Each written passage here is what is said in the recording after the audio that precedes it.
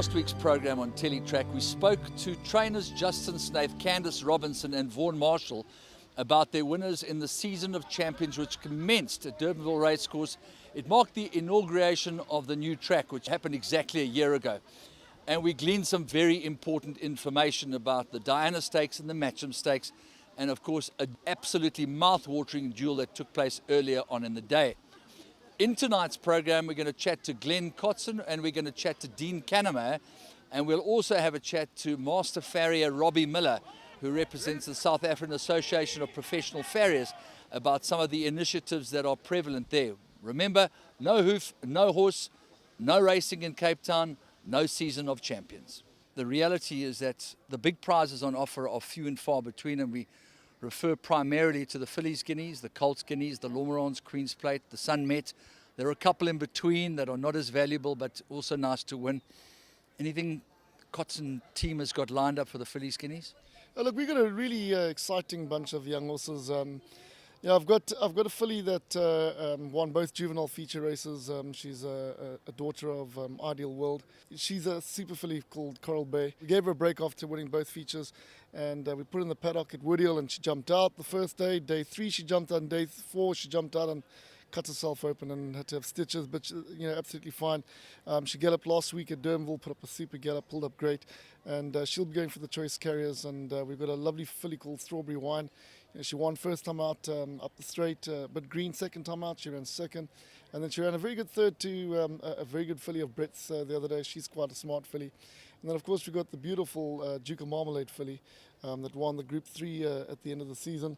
And we put her away, and she's really matured into a beautiful filly. She's a little bit of a slight filly, but in this little holiday that she's had, the forced holiday, because we're stuck with the African horse sickness in the tail from some little pony that died.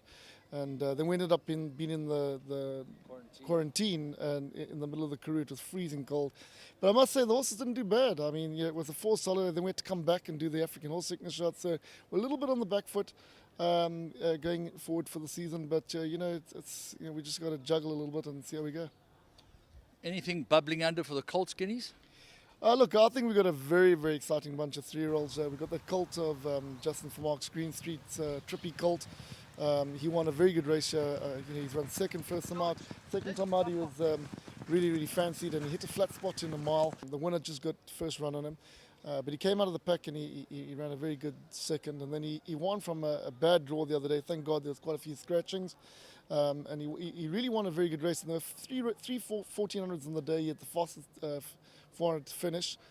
And I think he's a very smart horse. And then we've got a colt that's for Hollywood Syndicate. He's a member in Seattle. He won third time out, and then he just over-raced. I put him over 1800, in hindsight. He came back fresh and pulled really hard. He had his head over the side, but I think he's a decent horse. And then I promise you, I've got a colt that I think is out the top draw. Unfortunately, we took him to Natal, and he went really for a holiday. And then when we got him ready towards the end of the season, he went wrong. And so we just ended up backing right off him. But he's a super, super colt. Galloped him here on Thursday. He's by Duke of Marmalade. I think he's probably one of the best I've trained for a long time. I think he's going to be special. And if the Guineas and that all comes up too soon for him, because I don't want to rush him. We've booked boxes in Johannesburg, and maybe we'll go for their Triple Crown there. But I think he's a seriously nice colt. And, by accidents, things happen. But he's a super, super colt. Do we get a name? Box 49. Box 49. Okay, now, eyes wide open, possibly a little bit of a rushed preparation for the Champions Cup, although it did seem to go quite smoothly and he didn't run a bad race by any stretch of the imagination. Would it be fair to say that his natural progression would be the Lormerans Queen's Plate into the Sun Met? I took him up after his injury. He had a small chip removed out of his fetlock. And there's no pressure to run him. And anyway, we decided that he was doing well enough. And we gave him a run on July Day. And I think Richard was a little bit soft on him. If you just, we wanted to make sure he pulled up 100% fine, and that he did. But had he been a little bit more progressive, he probably just would have been that little bit fittest, when it came to the Group 1. I would have loved to have banked another Group 1 and possibly could have got Horse of the Year or thereabout, or at least nominated. Yeah. But he is a dual Group 1 winner. He's absolutely flying. And I tell you what, he looks $1 million. He's grown into a monster of a horse. We're going to step him out in. There's a mile coming up. It's a non-black type race. He'll have a second gallop at when they open up Kenilworth track. And then we'll run in the mile. His next race will be the Green Point, then the Queen's Plate, then the Met. I know that it's a bit of a surprise to you, but we're just trying to find out if there are any exciting horses that we can look forward to as far as the filly skinnies are concerned, the colt skinnies, the Lormerats Queen's Plate, the Sun Met, and anything else that you've got targeted along the way. Well, I think we've got some young horses coming through. And they all got back on Monday from Durban. So at the stage we're still a little in the dark how good these horses are, and we'll start to prove them in the next month. Now back. Some of them I ran once in Durban, ran second, put them away. Typical Silvano colt, that type of thing. So. Yeah, those are the 3-year-olds and the 2-year-olds coming from the farm. So go back to the other horses. I think of the filly that's really come back to herself, and then she arrives in Cape Town on Tuesday. There's a filly called #Yola. As you know, she was a top filly. She's been unbeaten, and if you look at her collateral form, it's outstanding. Yeah, so she's a filly we've got high hopes for. We've got exposing in Cape Town. She had a great barrier trial. And generally across the board, we've got a few odd ones here and there, but they've got to prove themselves, So there's nothing that at the moment is outstanding. This is a horse I think will win the Met or could win the Guineas, or there's some very, very nice horses around.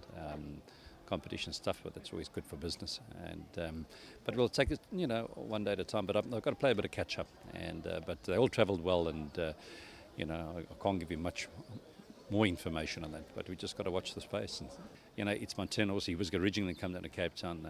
Fred and myself are discussed it, and he was going to come and compete here, like in the reserve stayers and maybe enter in the Met. But at this stage, we've actually nominated him for the Summer Cup. He's there, so I'll give him 2 prep runs short of his best before he goes for the Summer Cup. And depending on how his prep runs go, and I'll speak to Fred about it, and if we're not happy with his prep runs, then we may just scrap that. But we'll discuss and then bring him down to Cape Town. That's all open there. But he is nominated for the Summer Cup. Which yard is he in now? Well, he's in the Durban yard.